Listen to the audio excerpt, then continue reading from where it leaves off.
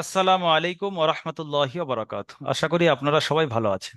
আজকের আপনাদের শিক্ষক মহাশয় পড়িয়েছেন সবক নাম্বার 19, তাই না? মিম সাকিনের কায়দা। খুব সহজ কায়দা, সুন্দরভাবে বুঝিয়েছেন। আমি শর্ট ভিডিও করে দিয়ে দিচ্ছি, আপনাদের যদি কোনো জায়গায় অসুবিধা হয় পড়া তৈরি করতে, তো এই ভিডিওটি বারবার দেখে পড়াটা তৈরি করে নেবেন। মিম সাকিনের তিনটি কায়দা। মিম সাকিন কাকে বলে? যে মিমের উপরে সাকিন থাকবে তাকে মিম সাকিন বলে। আপনারা সাকিন চেনেন। এখন এই মিমের উপরে সাকিন থাকলে তারপরে যদি কোনো অক্ষর আসে, তাহলে কোন অক্ষর এলে গুণনা হবে, কোন অক্ষর এলে গুণনা হবে না। এটা হলো মিম সাকিনের কায়দার মধ্যে আসল জিনিস। চলুন কিতাবে যাই। মিম সাকিনের মূলত তিনটি কায়দা। এক নম্বর হলো ইকফায়ে স্বাভাবী, 2 নম্বর ইদগামে স্বাভাবী, 3 নম্বর ইজারে স্বাভাবী। বিস্তারিত যাওয়ার আগে আপনার এখানে একটা জিনিস আপনি মুখস্থ করে নেন। মিম সাকিনের পরে যদি বা আসে, এটা পরিষ্কার একদম ঠোঁটস্থ করে নেন। ইকফায়ে স্বাভাবিক। মিম সাকিনের পরে যদি মিম আসে, ঈদগামে স্বাভাবিক। মিম সাকিনের পরে এই বা আর মিম ছাড়া 29টি অক্ষরের মধ্যে দুটো বাদ দিয়ে যে কেউ এলে ইজহারে স্বাভাবিক। কি মুখস্থ হবে না হবে না বলেন? মিম সাকিনের পরে বা এলে ইকফায়ে স্বাভাবিক, মিম সাকিনের পরে মিম এলে ঈদগামে স্বাভাবিক, মিম সাকিনের পরে এই বা আর মিম ছাড়া যে কোনো 29টি অক্ষরের মধ্যে এলে ইজহারে স্বাভাবিক। এটা আপনার এখানে দাঁড়িয়ে মুখস্থ করে নিতে হবে। তারপরে এবার আপনি ব্যাখ্যায় চলেন। ইকফায়ে স্বাভাবিক কাকে বলে? মিম সাকিনের পরে বা এলে তাকেই ইকফায়ে স্বাভাবিক বলে। আসলে মিমটা উচ্চারণ হয় ঠোঁট থেকে, আর সাফাওয়াতুন মানে হলো হোঁট। হোঁট। তো সেই জন্য করে একে সাফাবি বলা হচ্ছে। অনেক ছাত্র মনে করে যে স্বাভাবিক কেন বলা হচ্ছে। ক্লিয়ার করে দিলাম যে ঠোঁট থেকে উচ্চারণ হয় মিমটা, তাই একে স্বাভাবিক বলা হচ্ছে। তাহলে এখানে ইকফায়ে স্বাভাবিক কাকে বলে? এখানে সংজ্ঞা দেওয়া আছে। মিম সাকিনের পরে যদি বা আসে, তাহলে মিমকে একালিপ পরিমাণ গুণনা সহ পড়তে হবে, একে ইকফায়ে স্বাভাবিক বলে। মিম সাকিনের পরে যদি বা আসে, তাকে ইকফায়ে স্বাভাবিক বলে। এখন এলে কি হবে? একালিপ পরিমাণ গুণনা করে পড়তে হবে। ঈদগামে স্বাভাবিক কাকে বলবে? মিম সাকিনের পরে যদি মিম আসে, তাহলে মিমটাকে মিমের সঙ্গে মিলিয়ে একালিপ পরিমাণ গুণনা করে পড়তে হবে, একে ঈদগামে স্বাভাবিক বলে। আর ইজহারে স্বাভাবিক হলো যে মিম সাকিনের পরে বা আর মিম ছাড়া যে কোনো অক্ষর এলে তাকে ইজহারে স্বাভাবিক বলা হবে, কিন্তু ওখানে কোনো গুণনা হবে না। চলেন ইকফায়ে স্বাভাবিক উদাহরণ পড়ি। মিম সাকিনের পরে বা এলে একালি পরিমাণ গুণনা করে পড়তে হবে, একে ইকফায়ে স্বাভাবিক বলে, তাই তো? তো উদাহরণ দেখেন। ইন্না রব্বাহুম বিহিম। এখানে আপনি দেখেন মিম সাকিন এসছে, তারপরে কি এসছে? বা। এটা হলো ইকফায়ে স্বাভাবিক। এখানে দেখেন ফাবাশশিরহুম বিআযাবিন। মিম সাকিনের পরে বা। ফাবাশশিরহুম বিআযাবিন। মিম সাকিনের পরে বা, ইকফায়ে স্বাভাবিক। তাহলে মিম সাকিনের পরে বা এলেই একালি পূর্ণ গুণনা করে পড়তে হবে। ইজরা কি হবে এর? মিম সাকিনের পরে বা এসছে, তাই মিমটাকে একালি পরিমাণ গুণনা করে পড়তে হবে, একে ইকফায়ে স্বাভাবিক বলে। এখানে বলে মিম সাকিনের পরে বা এসছে, তাই একালি পরিমাণ গুণনা করে পড়তে হবে, একে ইকফায়ে স্বাভাবিক বলে। বাস। ইজরাও এই অতটুকুই, খুব সহজ। তাহলে এটা আপনি পড়ে নেবেন। বানান ইজরা সব করবেন, প্রত্যেকটা জায়গা বানান করবেন। বানান করে ইজরা করবেন প্রত্যেকটা জায়গার।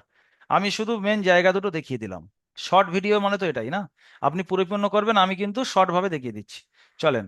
ঈদগামে স্বাভাবিক। মিম সাকিনের পরে যদি মিম আসে, তাহলে মিমের সঙ্গে মিমকে মিলিয়ে একালি পরিমাণ গুণনা করে পড়তে হবে, একে ঈদগামে স্বাভাবিক বলে। ঈদগামে স্বাভাবিক উদাহরণ কি? ইলাইকুম মুরসালুন। এখানে দেখেন মিম সাকিনের পরে মিম এসছে। এই মিম সাকিন, তারপরে মিম। মিমটাকে মিমের সঙ্গে মিলিয়ে একালি পরিমাণ গুণনা হবে। ইজরা কি হবে? মিম সাকিনের পরে মিম এসছে, তাই মিমকে মিমের সঙ্গে মিলিয়ে একালি পরিমাণ গুণনা করে পড়তে হবে, একে ঈদগামে স্বাভাবিক বলে। যেমন ইলাইকুম মুরসালুন। মুরসালু না পড়বেন, অসুবিধা নেই। ফি কুলুবিহিম মারাদুন। মিম সাকিন, তারপরে মিম এসছে। মিম সাকিনের পরে মিম এসছে, মিমকে মিমের সঙ্গে মিলিয়ে একালি পরিমাণ গুণনা করে পড়তে হবে। ফি কুলুবিহিম মারাদুন। ইজরা কি করবেন? মিম সাকিনের পরে মিম এসছে, তাই মিমকে মিমের সঙ্গে মিলিয়ে একালি পরিমাণ গুণনা করে পড়তে হবে, একালি পরিমাণ গুণনা করে পড়তে হবে, একে ঈদগামে স্বাভাবিক বলে। এই ছিল মিম সাকিনের দ্বিতীয় কায়দা, ঈদগামে স্বাভাবিক। এখন আমরা যাব মিম সাকিনের তৃতীয় কায়দা, ইজহারে স্বাভাবিক। মিম সাকিনের পরে বা মিম ছাড়া অন্য কোনো অক্ষর যদি আসে, তাহলে বিনা গুণনায় জাহির করে পড়তে হবে, একে ইজহারে স্বাভাবিক বলে। মিমকে বিনা গুণনায় জাহির করে পড়তে হবে। হুম ফিহা, কোনো গুণনা হবে না। মিম সাকিনের পরে ফা এসছে, বা আর মিম ছাড়া। তাহলে এখানে কি ইজরা করতে হবে? মিম সাকিনের পরে ফা এসছে, তাই বিনা গুণনায় জাহির করে পড়তে হবে, একে ইজহারে স্বাভাবিক বলে। কি পড়বো? হুম ফিহা লাহুম আজরুন। মিম সাকিনের পরে হামজা এসছে, তাহলে এখানে বিনা গুণনায় জাহির করে পড়তে হবে, একে ইজহারে স্বাভাবিক বলে। বানান ইজরা আপনি প্রত্যেকটা করবেন, আমি শুধু দেখিয়ে দিচ্ছি। লাম ইয়ালবিসু, এখানে মিম সাকিনে পরে ইয়া এসছে। মিম সাকিনে পরে ইয়া এসছে, তাই মিমকে জাহির করে বিনা গুণনায় পড়তে হবে। লাম ইয়ালবিসু। আপনি কিন্তু প্রত্যেকটা পড়ার বানান ইজরা করবেন, প্রত্যেকটা কেটে কেটে বানান করবেন, ইজরা করবেন। আপনাদের শিক্ষক মহাশয় যেরকম দেখিয়ে দিয়েছে, যেরকম করিয়েছেন আপনাদের, সেরকম করবেন। আমি শুধু শর্টকাট ভাবে বলে দিলাম, মেন মেন জায়গাগুলো ধরিয়ে দিলাম। প্রশ্ন: মিম সাকিনের কয়টি কায়দা ও কি কি? মিম সাকিনের তিনটি কায়দা: ইজহারে স্বাভাবিক, ইকফায়ে স্বাভাবিক, ইদগামে স্বাভাবিক। কিতাব অনুযায়ী যদি বলি, মিম সাকিনের তিনটি কায়দা: ইকফায়ে স্বাভাবিক, ইদগামে স্বাভাবিক, ইজহারে স্বাভাবিক। প্রত্যেকটি সংজ্ঞা উদাহরণ সহ বর্ণনা করুন। আপনি প্রত্যেকটা সংজ্ঞা উদাহরণ সহ এই সবে যেগুলো বলে দিলাম সেগুলো আপনি এখানে বর্ণনা করবেন। লাহুম আজরুন শব্দটির বানানো ইজরা করুন। এখানে মিম সাকিনের পরে হামজা এসছে, তাহলে ইজরা করার সময় আপনার কি করতে হবে? ইজহারে স্বাভাবিক বলতে হবে। বাকি আপনি বানান ইজরা করে নেবেন। এই ছিল আপনাদের 19 নম্বর সবক। আগামীতে 20 নম্বর সবক হবে।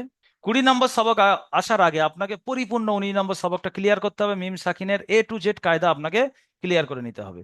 20 নম্বর সবকে আপনারা ফের নতুন কায়দা পড়বেন। এই সবকটা সুন্দরভাবে মুখস্থ করার পরে আপনাদের যেটা কাজ দেওয়া ছিল, আপনাদের কাছে এই ভিডিও পৌঁছানোর সঙ্গে সঙ্গে আপনাদের যে রিলেটেড মানুষদের কাছে যেটা শেয়ার করার কথা বলা হয়েছিল, বেশি থেকে বেশি আপনি শেয়ার করবেন। আহ, কমসে কম অন্তত 40-50 জন মানুষের সঙ্গে আমাদের সম্পর্ক থাকে, শেয়ার করা যায়। সেজন্য আমি চাপ দিচ্ছি এই জন্য যে মানুষ আজকে 70% মানুষ কোরআন থেকে দূরে, আরো বেশি বই কম নয়। সেজন্য আপনারা যদি একটু চেষ্টা করেন, আমরা যেরকম চেষ্টা করছি, দেখবেন প্রচুর মানুষ কোরআন না শিখে চলে যাচ্ছে, তারা কোরআন শিখে কবরে যেতে পারবে। সেজন্য এই ভিডিও দেখে অবশ্যই তাদের কাছে শেয়ার করুন বেশি বেশি করে, তারা যেন কোরআনের সঙ্গে লাগান হতে পারে, অন্তত একটা আলিফ শিখুক, দুনিয়াতে যাওয়ার আগে একটা আলিফ শিখে যাক। সেজন্য খয়ের খয় করা উচিত। ভালো থাকবেন। আসসালামু আলাইকুম ওয়া রাহমাতুল্লাহি ওয়া বারাকাতুহু।